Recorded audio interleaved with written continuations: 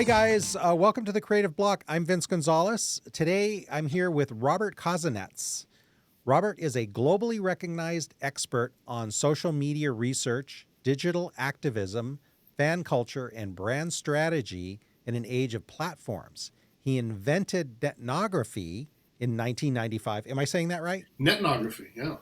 Netnography in 1995 I've seen it. and has been researching the intersection of media, culture, desire, and brands ever since. Mm-hmm. Robert has also conducted research and consulting for major companies around the world, including L'Oreal, Heinz, Coca-Cola, and American Express. He is an associate editor at the Journal of Marketing and the Journal of Consumer Research and an incoming chair of the policy board of the Journal of Association for Consumer Research and a professor of journalism at USC. And we're here today to talk about a paper he co-wrote titled Everyday Activism, an AI-assisted netnography of a digital consumer movement. This paper originally appeared in the Journal of Marketing Management in January of this year. Robert, you and I met at Annenberg. There was a great speaker there, and we connected on LinkedIn. And then after that, I saw that you posted this paper. I was, kind of fascinated about the subject. So, I took the time to really dive in and there was no cartoons or pictures, but I went into it anyway. And there's a couple of cartoons. You missed them. There is. You're right. There is two graphics. Yeah, There's two graphics. That's right. Yeah. That's right. And then your paper on the Wall Street Bets subreddit during the GameStop short squeeze in 2021. Yeah. But before we get into that, I wanted to talk to you because my understanding is you coined the phrase netnography back in 1995. Yeah. Tell me what that is and how that came to be. Sure. Well, first off, thank you so much for the invitation to be here, Vince. It's really nice to chat with you and to chat with your audience. In short, netnography was this made-up term, a neologism, that came from squishing together this idea of ethnography, which is an anthropological technique that's based on participant observation. In other words, if you want to understand a cultural event, you have to be in there with the culture members participating and being a part of it, and what was going on the internet. And so it came out of my dissertation work, which was as a marketing PhD student, I decided to do a study of Star Trek fans, because Star Trek fans were this long-standing brand community that, had at that time lasted 35 years. Now we're up to around 60. And we're still going strong. And I thought, well, there's so many brands that come and go, that pass along. What is it about this brand and the people who are so devoted to it, including me as a lifelong fan myself, that made it special? I decided to study it. And, lo and behold, I found that there were a bunch of people who were online who were also talking about Star Trek. So I joined a fan community in person. I joined a fan club. I got my university to pony up some money, and I started going to Star Trek conventions on their dollar, which was great. Wow. I was a resourceful PhD student. And then the fans told me, well, there's a 24/7 convention going on Prodigy. You look like you might remember GE Prodigy and CompuServe and all these services that were before the general internet intervened. And so these, we could think of these as kind of early versions of AOL, right? Like they were these platforms that were commercial platforms. Some of them CompuServe actually dated from 1969. It's the same age as the ARPANET. So these commercial services, we really don't talk about them when we say the birth of the internet. Well, it was, in some ways, it was as much CompuServe as it was ARPANET. But, either way, it was a product of American innovation, which is kind of nice, came from around here. But I was on CompuServe in the 1980s because I wanted to be a science fiction author at that time, an early part of my career. You can see that some of those intersections already.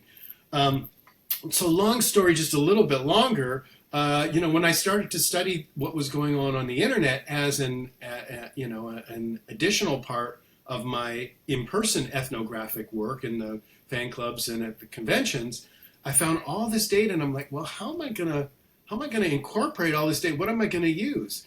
And then I started reading, and of all the people that I bump into online, I started this research page called the Star Trek Research webpage, I bump into Henry Jenkins, who had just done his Star Trek research and published his Textual Poachers, his classic book about Star Trek fans and fandom, basically jump-started the whole field of fandom studies in the comm field. And he writes to me. I had written about his work and a few other Star Trek scholars' work, and he writes an email to me saying, "Hey, if I can be of any help to you, I've just just started my job at MIT and all this." So I said to my dissertation supervisor, I said, we need to bring Henry in. Can you ask him to be a member of my committee? And Henry was kind enough to say yes, and he's been a mentor to me ever since. And now we co-teach at USC, and we're working on a book series together. So that's worked out really well. But one of the things that Henry wrote about early on was using the internet to study fan communities. And he had written a few articles studying a Twin Peaks community was one of them. He had looked at a number of different online fan communities, and he talked about doing ethnography online. There were a handful of people in cultural studies who were doing this kind of work. And, I thought, okay, well, what can we do here? We can do this internet ethnography. So I wrote it up for a conference paper, and I called it Netnography. And one of the reviewers said, that's kind of a clunky term. Take out the H.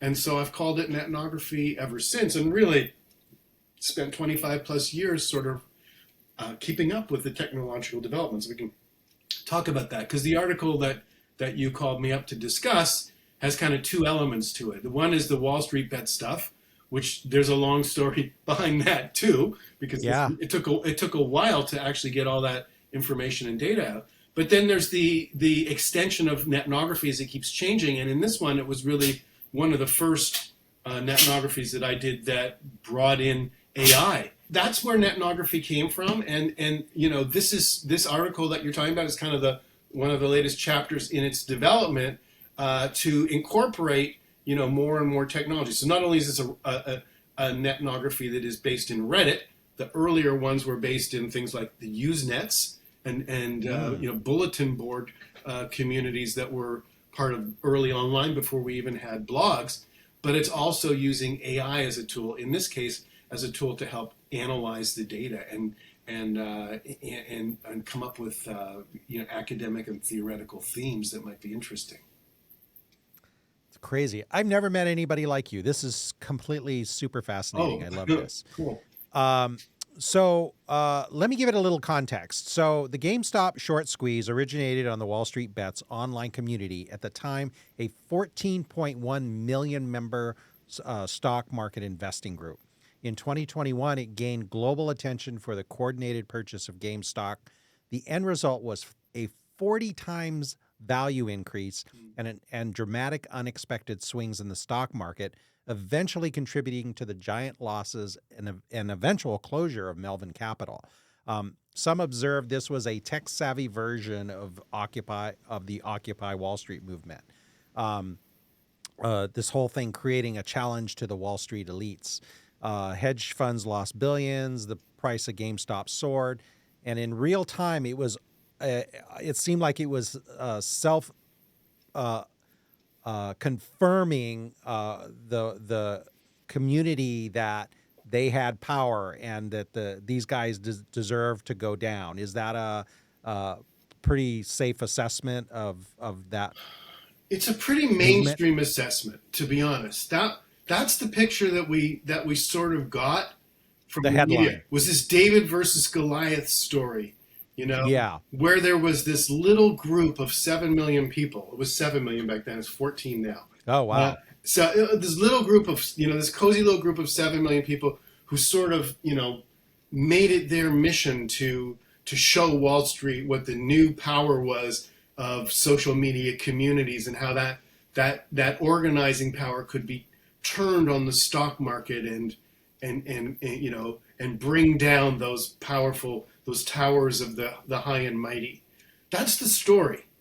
When we poked into it, I think it's not really the way I see things.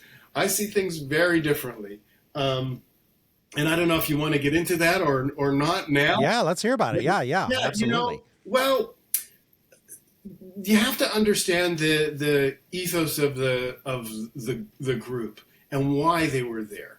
And Wall Street Bets is not like, it's not r/stocks. r/stocks is sort of for the serious investor. Wall Street Bets has always been more of a an early, like a young millennial, Gen Z, macho.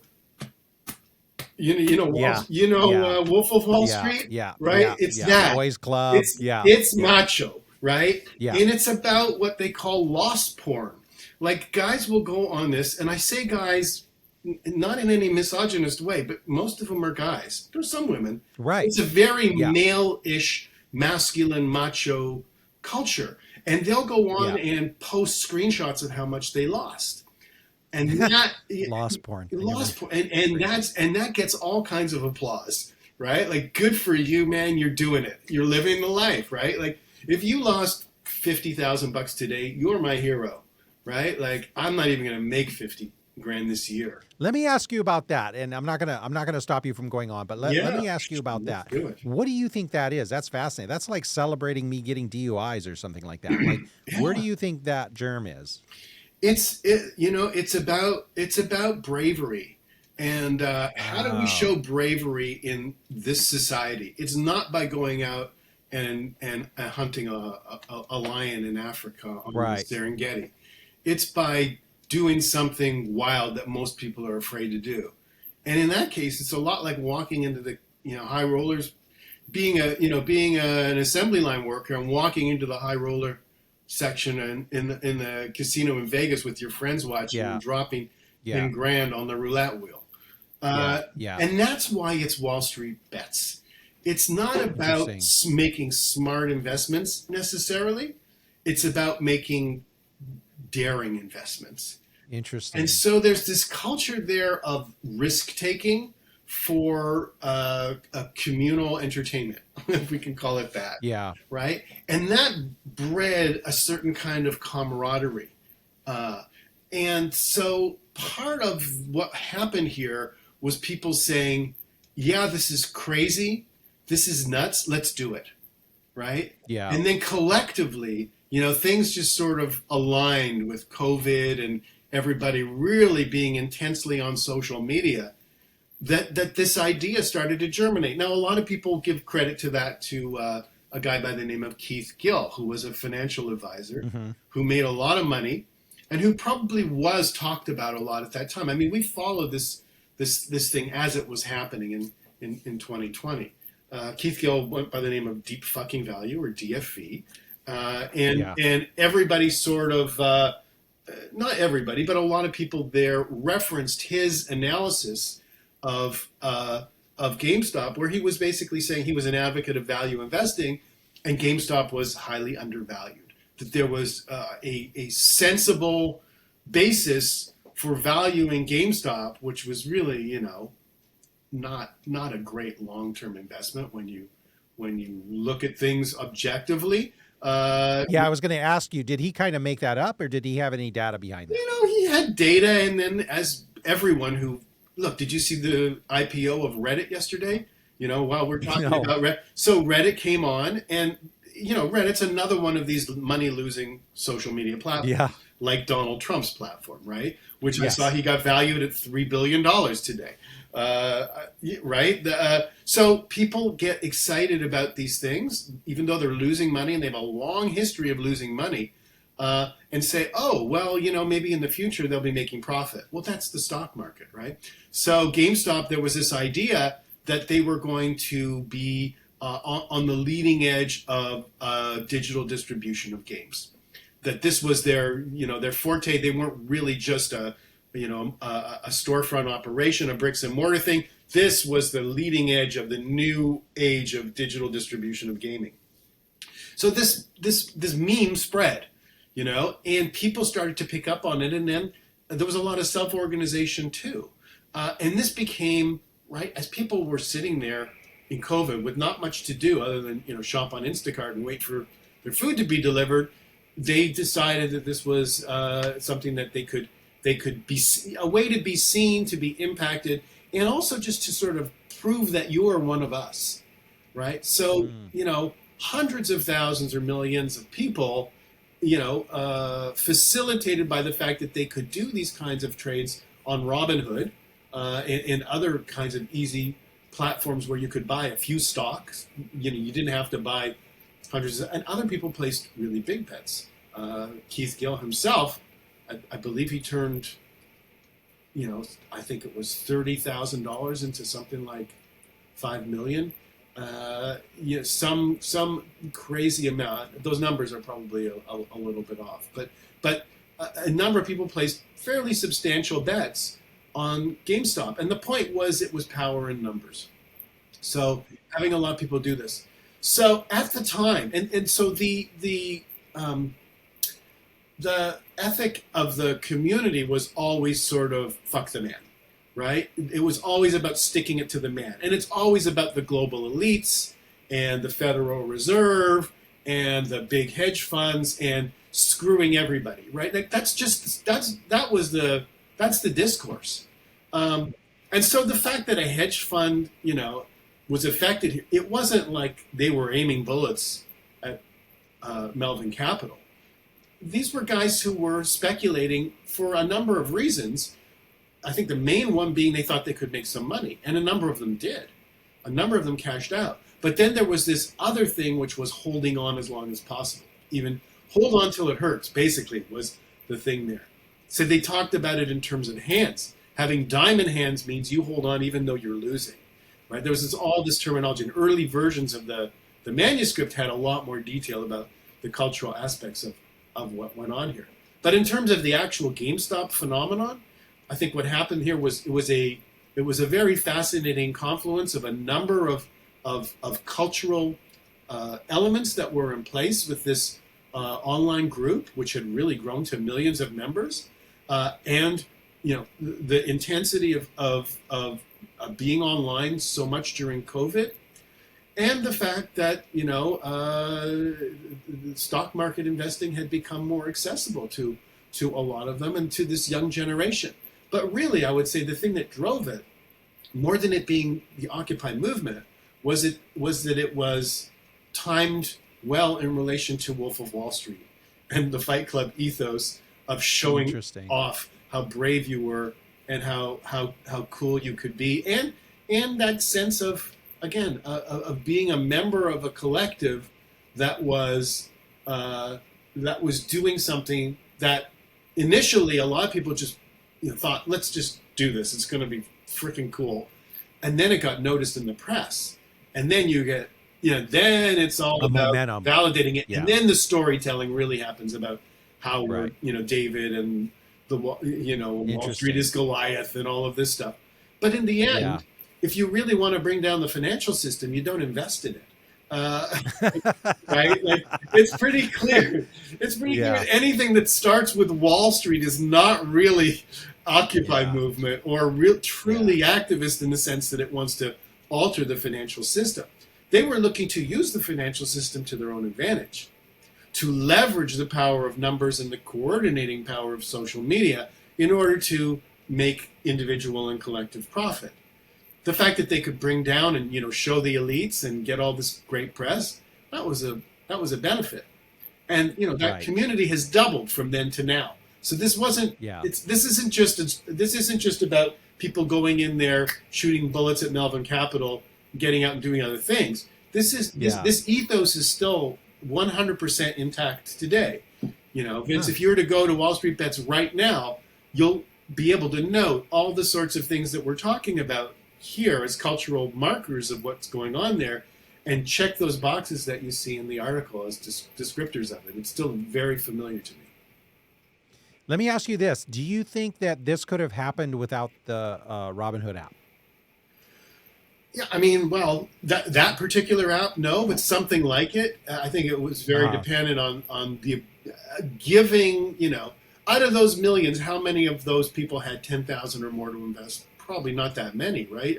Right. The stock was $17. Some people bought, 10 shares, right? There were, right. It doesn't move the needle. It doesn't move the needle, but if you get 1 million people buying 10 shares, it does move the needle. Yeah. you know, and that, I think that's where those apps really came in handy. They made it accessible. Now, of course, Robinhood shutting off the taps also created a lot of uh, uh, cultural churn, right? Cultural activity, right? That and more press, right, and collective effervescence in the community that they were onto something, and that the man was trying to shut them down and oppress them. So, I think all of it was kind of self-sustaining and self-perpetuating in a lot of ways, and the Robinhood app certainly, played a role in that. Yeah. So I'm going to jump ahead a little bit because we're kind of on this conversation, but I don't know if you've seen, there's that film Dumb Money on Netflix. There's a documentary, Eat the Rich. I've watched both of those. Right. So it seems like that there's this lore in the community that this was, a David and Goliath thing. And I think that that's a easy piece of media to put out there that people would like. That's the story. Do you think that that is something that will continue to roll using the GameStop example of a David and Goliath, or do you think it's kind of that story is pretty much on its way out? Look, we're still talking about David and Goliath, so yeah, I think that's been around for a minute. The longevity of that one is great, except that in this case, Goliath owns the casino, right? And you may have knocked out one of the card dealers, but that casino is still rolling along. House always wins. Is that the house always wins, and they'll celebrate that in Wall Street Bets, because these people are smart. They know exactly what they're doing, and they know that they're going to lose. And guess what? That's kind of the point. Yeah, it's kind of gangster of them. Almost, right? You never you seemed surprised when I mentioned lost porn and described it, because that's not part of these stories, right? David didn't go in there with a defeatist attitude, knowing that in the end, the temple was going to burn. But I didn't see it in the movie. I didn't see it in the doc. Right, I didn't see any of that. Right. Yeah. No, they keep that out, Yeah. But it's a huge part of what I saw, being a member of that group, not participating, but watching and, checking in every few days, reading the material, thinking about it, clicking on links, looking at stocks, seeing what they're doing, reading through the material, engaging with it in a number of different ways. And lost porn was just a huge part of that mentality. And guess what? There's kind of a cultural element to that I think Gen Z feels. I mean, we're both teaching at USC now, and I think we're dealing collectively as professors now with a generation that is very different from the one that went before it, and certainly radically different from the one that we grew up in, where by a lot, yeah. Where they're seeing news every day about the ice sheet melting and mass species extinction, and ongoing wars in multiple places in the world where there's just unspeakable human cruelty going on. I mean, I don't have to go on, but I think they're feeling very beaten down.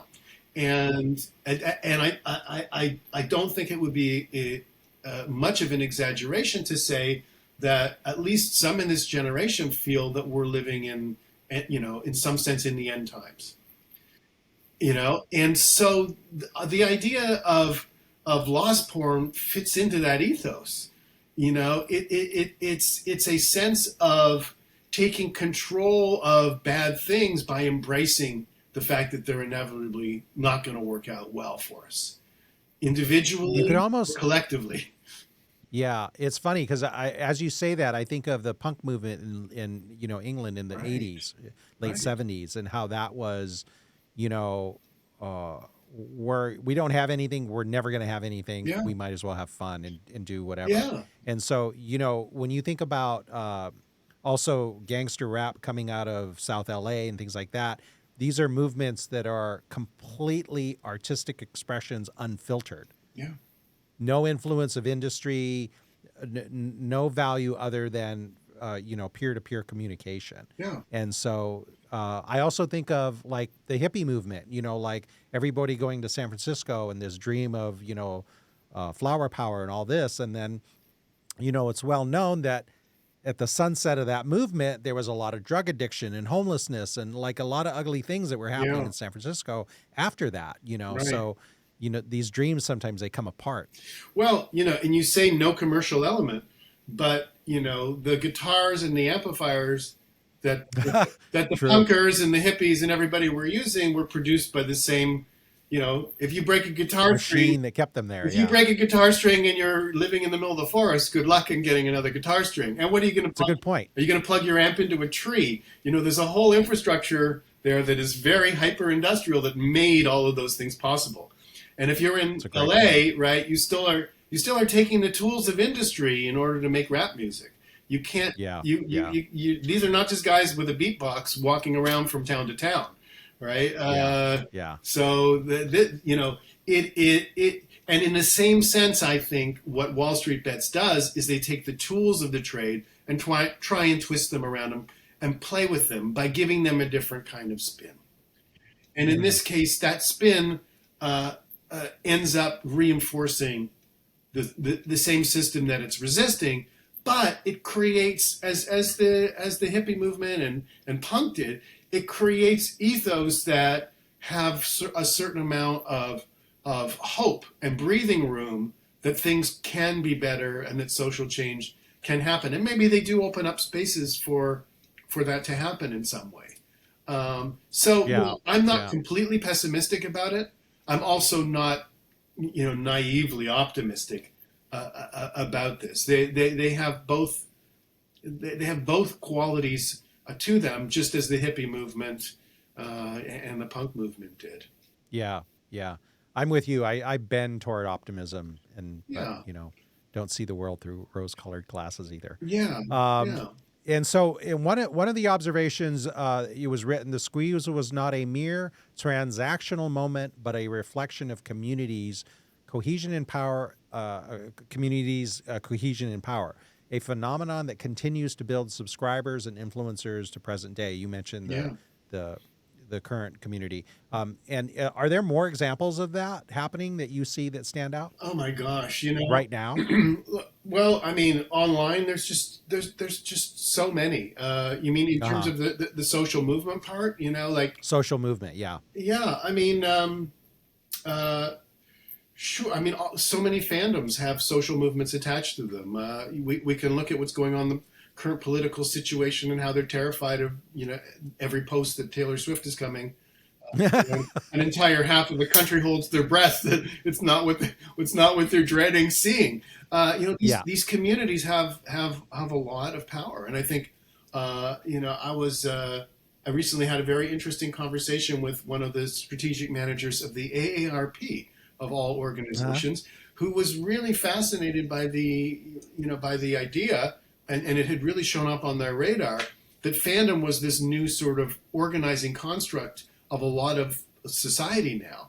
That these fandom groups had really become effective voices for different kinds of change, including political, social, commercial.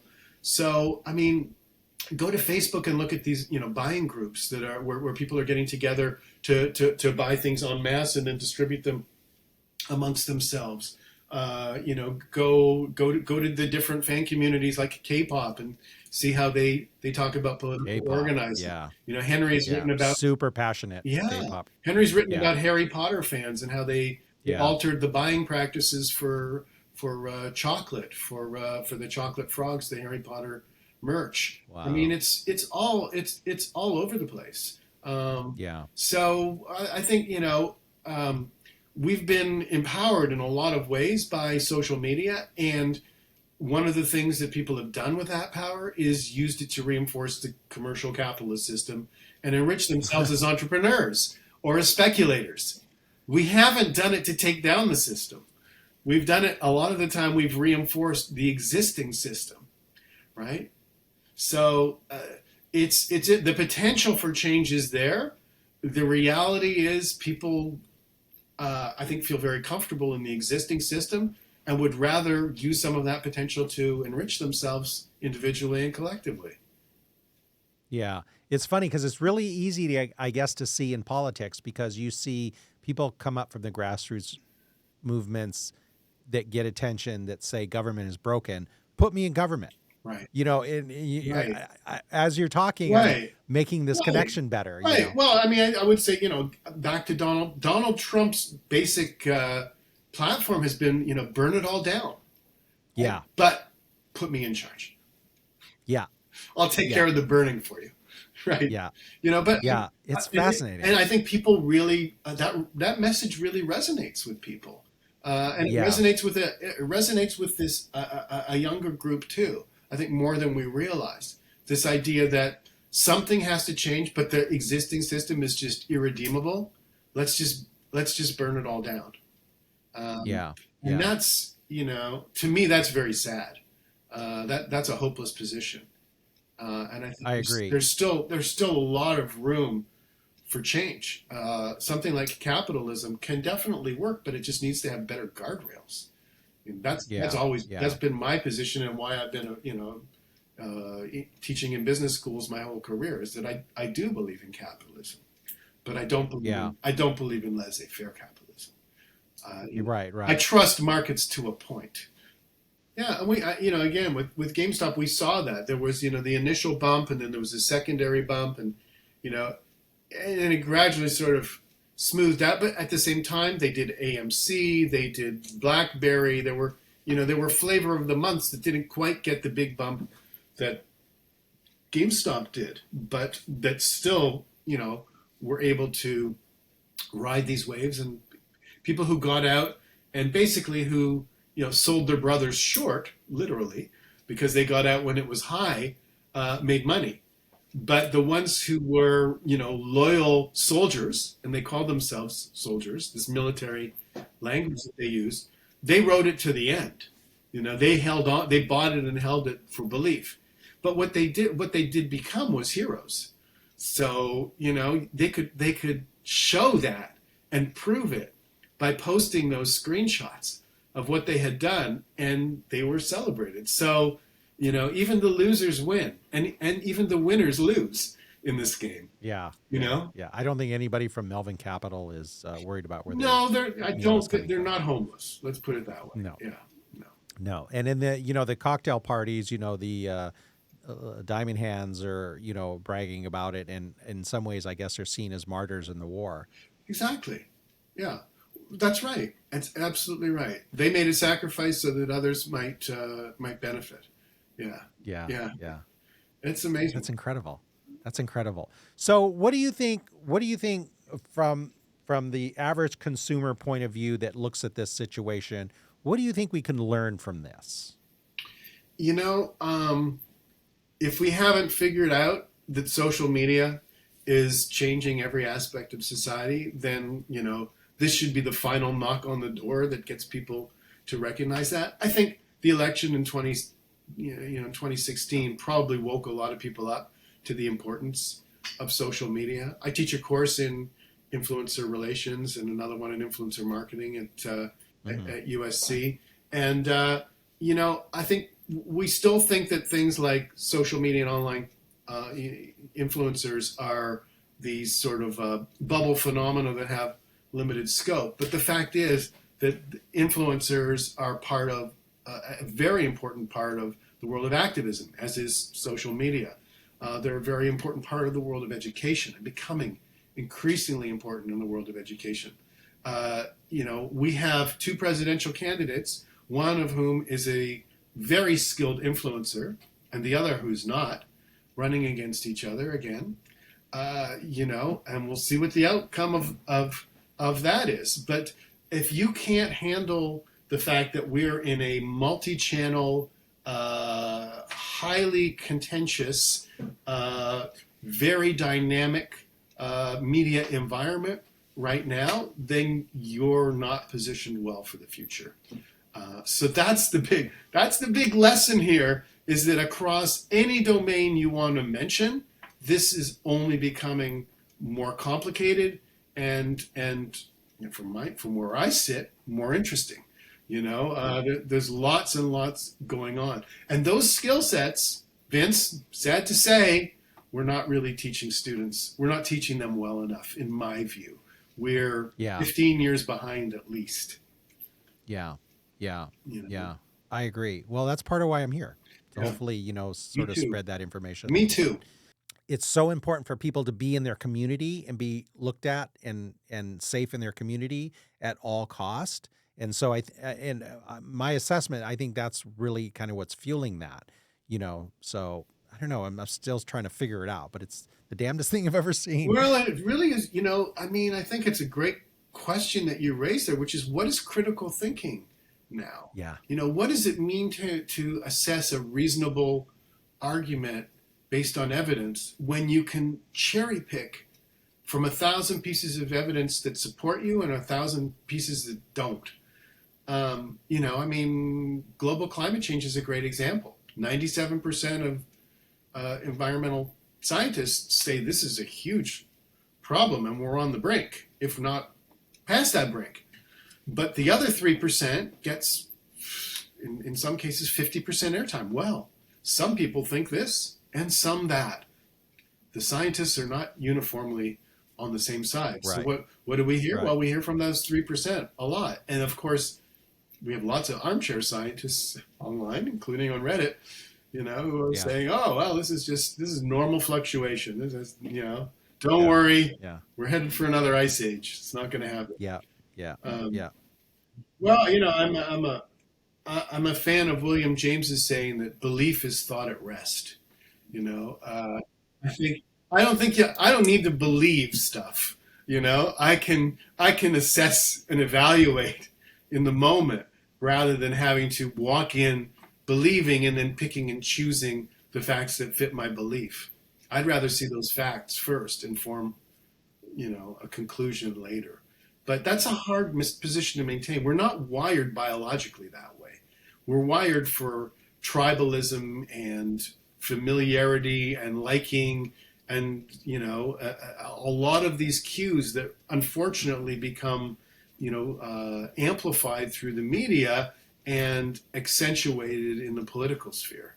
And, Yeah. how many of these people that we see in these hearings making decisions on things like social media and AI even seem to understand the remotest aspect They do not. of Yeah. of what's going on in these fields. Yeah. I'm enormously concerned. I've been following the influencer phenomenon from the beginning. Wrote a textbook which was published last year that I use in my classes, and every time I bring in speakers and they talk about the regulations around it, it's very clear it's still the Wild West. It's still the Wild. Social media is largely unregulated, and influencers can pretty much do whatever they want. And when they don't disclose, let's say that they're selling a product from a company that they own, nothing usually happens. Or they get a very small symbolic slap in the wrist, or some nonprofit calls them out and a few people comment on it on a page and then it disappears. But the government is really nowhere to be found. And that's shocking. Yeah. I don't know if you saw the New Yeah. York Times article a couple of weeks ago about child influencers, girl influencers in particular. And this is far less regulated, the world of child influencers, than child actors here in Hollywood. Child actors, Wow. there are lots of regulations around, how much you can have a child work and the kind of education that it can get. You can homeschool your kid and have them busy on social media for 14 hours a day. And some of these kid influencers making $60 million a year.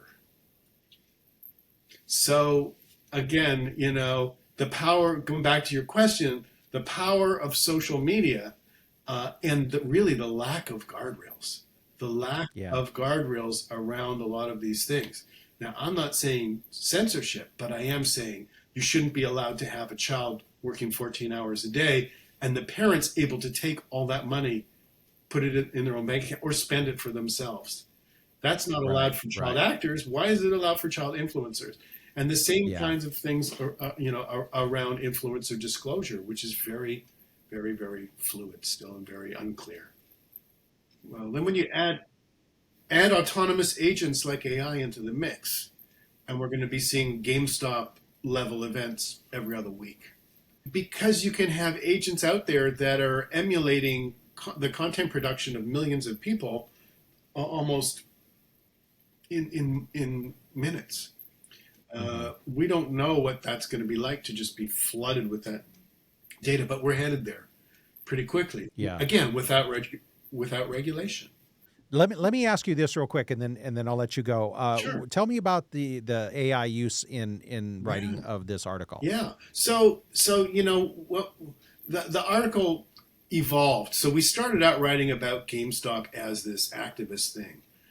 Long story short, the journal lost our manuscript, and we had written about this in a sense around this idea of prefiguration theory, which is this kind of utopian theory for special issue. That special issue ended up getting published. We were like, what happened? I wrote to the editor. I said, it's been 10 months. And, oh, sorry, I'll try and figure out what's going on. So after 10 or 11 months, we finally get this thing back, and it's like, that story has passed. We got our reviews and everything, and I'm like, okay, well, now we're at like a year and a half. What do we do? Well, let's tell we need to tell a different story, right? It's not about GameStop and all this stuff anymore. Let's go back to the community. And so Mina, my co-author, and I put our heads together and said, well, let's do a kind of a long-term exploration of what this thing means. Let's look at and we use the term in the article, let's look at the ground that this phenomenon came from rather than the figure of just the GameStop activism itself. And so it continued for, again, over 2 years, then another round or so. And at that point, ChatGPT, I've been tooling around with ChatGPT for a while. We had all this data, and I thought, okay, there's this quality of ordinariness in a way to what goes on here in the culture, where people are on this thing all the time, and we're not really seeing that when we just focus on the extraordinary event of GameStop and all the stuff that we were talking about for the first half of this interview. So I found this literature on the everyday, and in particular, they talk about everyday politics, how politics kind of filters into the everyday conversations and thoughts and even consumer actions that people do in between the 2 years or 4 years or whatever it is that we vote. We seem to vote more often than that here in California. I can attest to that, but we're going to be voting very regularly. So what is that like? So I started looking at these articles, and I thought, how can I build this together? All of this data that we had on Reddit, all of these, the analysis that we had of what was going on in the community, and this literature on everyday politics and the notion of the everyday. So I started using ChatGPT to summarize these articles and develop these articles. Then I started asking it, okay, take that article on everyday politics, take this Reddit post and our interpretation of that Reddit post, and tell me what the crossover points are. Tell me what that would look like. And it would, as ChatGPT did, it gave me like a list of 15 bullet points. This. And I would say, number 3 and number 5 are really interesting. Can you zoom? Yeah, I like the image from Blade Runner where Harrison Ford goes, zooming in. Okay, zoom in on point 3 and tell me a little bit about more of this everyday activism, or whatever. I think we came up with that term, but it had developed it. Okay, zoom. So I was playing with going deeper and deeper and deeper into the data. Everybody thinks that AI is good, and it probably is good for this giant data mining where you have a big set of data, millions of posts, and then you throw it all into ChatGPT and say, okay, what are the trends? Give me the statistics. Give me the overall picture. What I'd rather do is use it like a microscope and go into the molecular level of an individual post or an idea or an article and see how that combines with this. So after playing around with it for a couple of weeks, it's a great time saver. Then I get all of these ideas, and then I use that to write up. So it was a thinking tool. It wasn't AI. Yeah. AI did not do the analysis. AI did not do the interpretation. It assisted me. It was an assistant. Yes, of course. And I wrote about it in that way. So using it in that way to summarize data, to aggregate data is good, but also to expand on data. So you can go in there now and sort of cut and paste a Reddit post that you see with all the replies and say, ChatGPT, can you tell me how this post relates to some of the major themes that you see in society today or in culture today? right? It's just idea gathering. It's having a thinking buddy along for the ride, and that's really interesting. So that's what we wrote about. It was really cool. It wasn't anything particularly technical, but it was very effective at speeding up the process of analysis, and in particular of interpretation. Yeah, very good. Really well done. I think that, I was a fan, and all the sort of examples you gave and the summaries you gave, it kind of all tied up. So Thank you. I was thinking about how it would have been very difficult prior AI to bring all that data together and come to a lot of those conclusions without a lot of time. Stuff. I can send you some of the stuff I wrote before AI, and I think that worked pretty well too. But I think I'm sure what AI does is it speeds up the process. And I can tell you, after 2 years in the review process for this journal, with half of that being just wasted time of sitting there waiting, I was ready to get this thing done. let's move this thing out. I'm tired of looking at it. But it ended up telling a very different story, which I'm grateful for. And in the long run, I think the story that we ended up telling was more interesting than one that we started telling, and that was serendipitous and taking advantage of the fact that we'd had some sort of adversity at the editorial level that we ended up turning into an advantage. So, yeah, incredible, super well done. So thank you very much for your time. It's such a pleasure. Tell me what's next for you. What are you working on now? We've got one of the big things I'm working on is we have an international Netnography conference where we bring together people doing netnographic research from around the world. So last year we had our first one in Manchester. We had 122 people from something like 25 countries show up. This year we're going to have it in Milan, Italy, and it looks like we're going to be even bigger than that. The numbers are looking good. That's at the end of May. And we're planning the next one. So those things, and we have an association for netnographic research. If people are interested in this kind of research, I encourage you to go online, just check out my LinkedIn profile or my posts on X or Facebook. But we're going to have a lot more. We're going to have a YouTube channel for the Association for Netnographic Research. We're just setting up, and you can join for free. And we're going to have free webinars. It's an educational resource for everybody who's interested in this kind of research. So I encourage people to get involved, and that's taken a lot of my time, as well as a bunch of other interesting research, including looking at AI porn. But we can do another show on that one. We can do another show on that one if you like.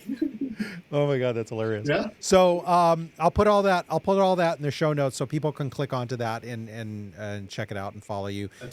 Robert, I really, really, really appreciate your time today. I was kind of looking forward to it. I love the challenge of getting into your paper, and it was quite the eye opener. It was cool to to hear about it in the press, to watch the movie, watch the doc, and then talk to you. Really puts a bow on it for me. So I really, really appreciate your insights. Thanks so much, Vince. Really appreciate the support and the interest. Great talking to you.